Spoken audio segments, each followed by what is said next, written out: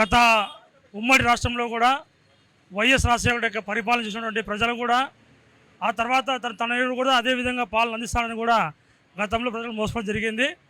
దానికి విరుద్ధంగా ఆయన యొక్క వ్యవహార శైలి ఉండడం కూడా కేవలం సంక్షేమమే కాకుండా అభివృద్ధి ఎక్కడా కూడా లేదు. కాబట్టి రాబోయే రోజుల్లో ప్రస్తుతం తాత్కాలికంగా అయితే బాగానే ఉంటుంది, తినడం తాగడం అయితే జగన్మోహన్ ప్రభుత్వం బాగుంటుంది. కానీ భావితరాలకు ఎటువంటి అభివృద్ధి లేకపోవడం వల్ల రాష్ట్రం కూడా ఆర్థికంగా కానీ సమాజంలో గౌరవం కూడా రాష్ట్రానికి కూడా తగ్గే విధంగా ఉంది. కాబట్టి ఇప్పుడున్న పరిస్థితుల్లో చంద్రబాబు నాయుడు యొక్క ఆవశ్యకత ఈ రాష్ట్రానికి ఎంతైనా అవసరం ఉంది.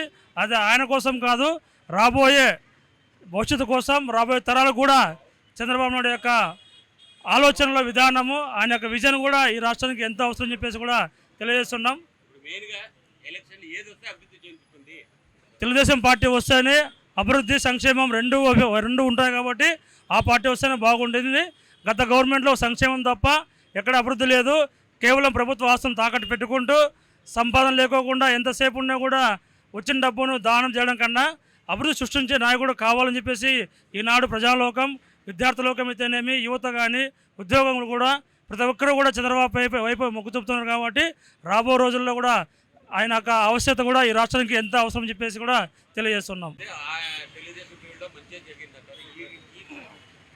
ఆ ప్రభుత్వానికి ఈ ప్రభుత్వానికి ఎలా డిఫరెంట్ ఉంది? పబ్లిక్ 2019లో జగన్ రావాలనుకున్న వాస్తవం కొంతమంది ప్రజలు వాళ్ళ ఫాదరు వాళ్ళ యొక్క కోరుకోవడం కరెక్టే, కానీ వాళ్ళ ఫాదర్ కంటే ఎక్కువ చేస్తారనుకున్నారు. ఈయన వాళ్ళ ఫాదర్ని కదా వాళ్ళందరినీ మొత్తం ముంచేసి ఈ జగన్మోహన్ రెడ్డి రివర్స్ టెండర్ పెట్టి అభివృద్ధి రివర్స్ తీసుకుపోయినాడు. కాబట్టి 2024లో చంద్రబాబు నాయుడు ముఖ్యమంత్రి కావాలని మొత్తం ప్రతి ఒక్క 16 ఏళ్ళ కాటి నుంచి 75 ఏళ్ళ వరకు ప్రతి ఒక్కరు చంద్రబాబు నాయుడు కోరుకుంటారు. కాబట్టి చంద్రబాబు రాబోయే కాలంలో ముఖ్యమంత్రి అయితేనే ఈ రాష్ట్రం బాగుంటుంది. వేరే రాష్ట్రాల నుంచి మన జిల్లాకు మన రాష్ట్రానికి మంత్రులు జార్ఖండ్ అలాంటి వ్యక్తులు వస్తున్నారు. మనం పోవాల్సి వస్తుంది. జగన్మోహన్ రెడ్డి మళ్ళా ముఖ్యమంత్రి అయితే మన రాష్ట్రంలో ఉన్న వాళ్ళు మొత్తం వేరే రాష్ట్రాలకు పోయి పని చేసుకొని వస్తుంది. కాబట్టి 2024లో చంద్రబాబు నాయుడు రావడం తథ్యం. 120 నుంచి 130 సీట్లు వస్తాయి. రావాలి బాబు. బీసీలు కానీ, ఎస్సీలు కానీ, ఎస్టీలు కానీ, అనగారు ఎవరైనా సోరా తెలుగుదేశం పార్టీ అధికారంలో ఉంటేనే ప్రజలకు మేలు జరుగుతుంది.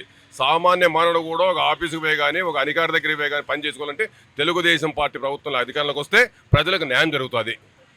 జగన్మోహన్ రెడ్డి ఎన్నో పథకాలు పెట్టాడు కదా, ప్రజలకు మంచిగా చెప్తాడు. అవునండి, చెప్తాడు.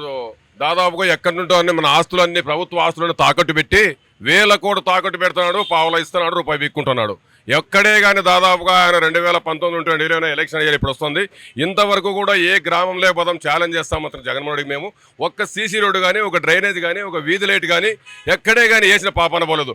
ఎక్కడ గొంగలు వేసింది అక్కడే ఉంది. కానీ ఈరోజు 2019-24 ఆయన అధికారంలోకి వచ్చినట్టు ఆంధ్రప్రదేశ్ రాష్ట్రం 15 సంవత్సరాలు వెనక్కి వెళ్ళిపోయింది. ఇలాగే కొనసాగితే లాస్ట్కు మన గుడ్డలు, మన ఒంటి మీద గుడ్డలు కాదు కదా, మన ఆస్తులు కాదు, మన గుడ్డలు కూడా లేకుండా తిరగవలసి వస్తుంది. జగన్మోహన్ రెడ్డి 2024లో అధికారంలోకి వస్తాయి. 2024 జగన్మోహన్ అధికారంలోకి వస్తే మన ఒంటి మీద గుడ్డలు, మన ఆస్తులు కూడా ఉండవు.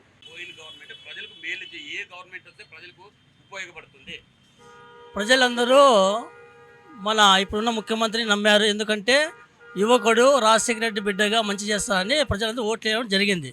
కాకపోతే అందరూ మోసపోయారు, అందరూ గ్రహించారు. ఇప్పుడు ముఖ్యమంత్రి గారు అధికారంలోకి వచ్చినాక ఏ ఒక్కరికి కూడా న్యాయం జరగలేదు. ఉదాహరణకు ఎక్కడే కానీ చూస్తాం, గ్రామాలు చూస్తూ ఉన్నాం, ఎక్కడే కానీ అభివృద్ధి లేదు. కాబట్టి ఇప్పుడు వచ్చే ఎలక్షన్లో చంద్రబాబు నాయుడు అయితే ముఖ్యమంత్రి అయితే పేద బడుగు బలహీన వర్గాలు బాగుపడతారనే ఉద్దేశంతో అందరూ ముక్త కంఠంతో ఎదురు చూస్తూ ఉన్నారు చంద్రబాబు ముఖ్యమంత్రి కావాలని.